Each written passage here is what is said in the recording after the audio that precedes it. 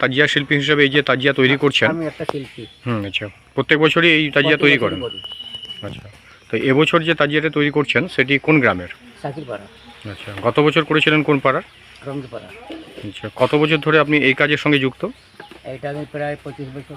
আচ্ছা, আপনি এই যে তাজিয়া তৈরি করার যে শিল্পকর্ম, এই তাজিয়ার যে শিল্পকর্ম সেটি আপনি কার কাছ থেকে শিখেছিলেন? আমি সেই আমার গুরু কাছে, রমজানের কাছে। আচ্ছা, ওনার বাড়ি কোথায় ছিল? কাটাকুলি। আচ্ছা, আর এখন তাহলে আপনার ওই মহরমের বেশ কিছুদিন আগে থেকে এই প্রস্তুতি চলে? হ্যাঁ। আর বছরের অন্য সময় আপনি কোন কাজের সঙ্গে যুক্ত? মনীষ কাটি, আচ্ছা, লেবার। দিনমজুর হিসাবে।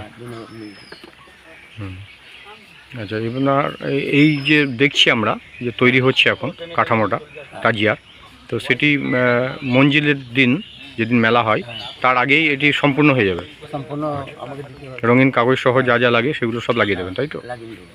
আচ্ছা, হুম। তো টেনে টেনে নিয়ে চলে যাস না, বয় হেঁটে নামুটাকে মাল দেয় থাক। তারপর উপর দিকে চলে গেছে, তারপরে এই করে মালিকের কাঠাটা